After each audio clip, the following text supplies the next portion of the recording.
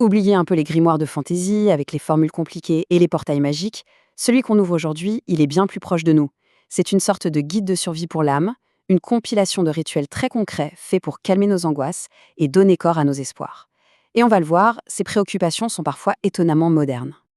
Allez, commençons par une situation que pas mal de gens connaissent, le stress de devoir vendre sa maison. L'incertitude, l'attente qui n'en finit pas.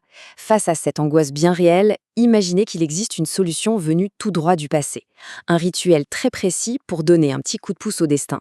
Ce qui est fascinant ici, c'est ce besoin de contrôle. Chaque geste est super codifié. La tête en bas, le dos tourné. C'est d'une façon de transformer une anxiété un peu floue en une action bien concrète. On ne subit plus la situation, on agit. Le rituel, ici, c'est un moyen de reprendre physiquement le pouvoir sur quelque chose qui nous échappe. Mais avant de voir agir sur le monde extérieur, comme vendre une maison, le grimoire nous enseigne une leçon essentielle. Il faut d'abord se renforcer soi-même. C'est donc la première partie de notre exploration, la magie pour soi, ou comment, en quelque sorte, devenir son propre sanctuaire. Le principe est d'une simplicité incroyable. On donne une forme matérielle à une émotion qui, elle, est invisible. La tristesse, la rancœur, tous ces sentiments qui nous pèsent sont, en théorie, absorbés comme mangés par un objet physique, la pierre d'alune. Une fois que le mal est piégé dedans, il suffit de jeter la pierre pour s'en débarrasser. C'est une sorte de purification par l'extérieur. Quand on est en colère, aujourd'hui, qu'est-ce qu'on nous conseille? De respirer, de prendre du recul. Le grimoire, lui, propose une approche, disons, radicalement différente. Pas de psychologie, mais une intervention physique, sensorielle. L'idée, ce n'est pas de comprendre sa colère, mais de la chasser, littéralement, avec une sorte d'arme olfactive. Et la logique derrière ça, elle est d'un pragmatisme redoutable. L'odeur est tellement insupportable qu'elle fait fuir tout le monde.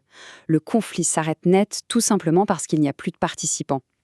La magie, ici, ce n'est pas une force mystérieuse, c'est une attaque sensorielle tellement violente qu'elle règle le problème de la manière la plus directe possible.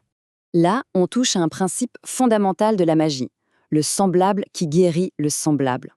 Pour se protéger du poison, on utilise l'image des créatures les plus venimeuses. C'est une sorte de vaccination symbolique.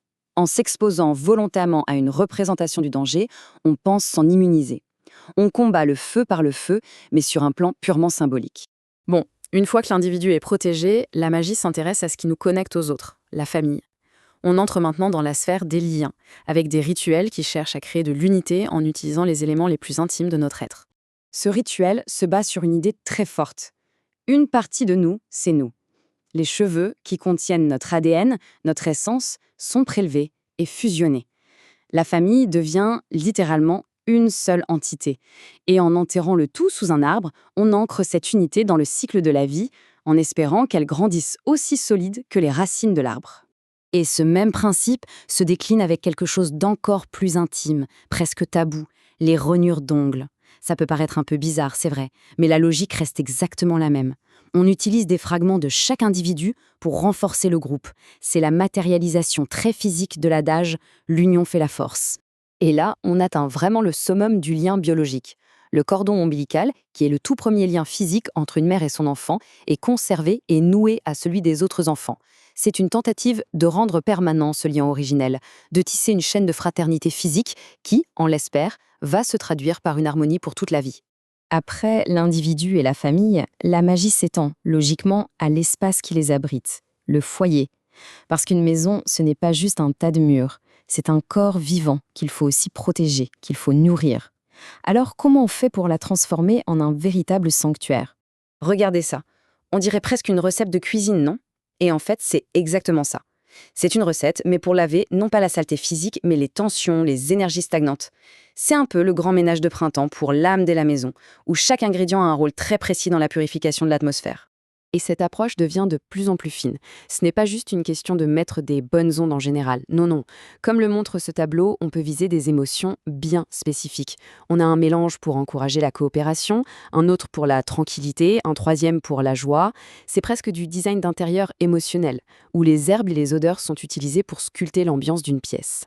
Bon, après avoir vu tous ces rituels, qu'est-ce qu'on en retient? Qu'est-ce que ça nous dit sur nous, les êtres humains? Si on gratte un peu la surface de la superstition, on trouve deux moteurs universels qui animent toute cette magie. La recherche d'espoir et cette soif de contrôle. Ce rituel en est l'illustration la plus extrême, la plus intense. Face à la maladie, on ne prie plus, on menace, on prend la nature en otage.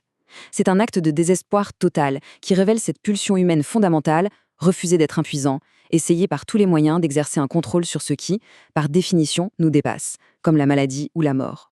Au final, tout se résume à ces trois grands piliers. Derrière chaque rituel, même le plus étrange, on retrouve toujours ces désirs universels: se protéger, être connecté aux autres et maîtriser son destin. La pierre d'alune, les cheveux, la statue, ce ne sont que des outils, des technologies symboliques pour agir sur ces besoins fondamentaux. Et cette quête, elle nous ramène directement à notre propre vie. On n'utilise peut-être plus de cordon ombilical, mais quels sont nos rituels modernes à nous? Un porte-bonheur au fond de la poche, une routine matinale qu'on ne change jamais, le fait de toucher du bois. Finalement, est-ce que ce ne sont pas là nos propres sorts, nos petites magies personnelles pour essayer de mettre un peu d'ordre et de sens dans un monde qui, bien souvent, nous semble complètement chaotique?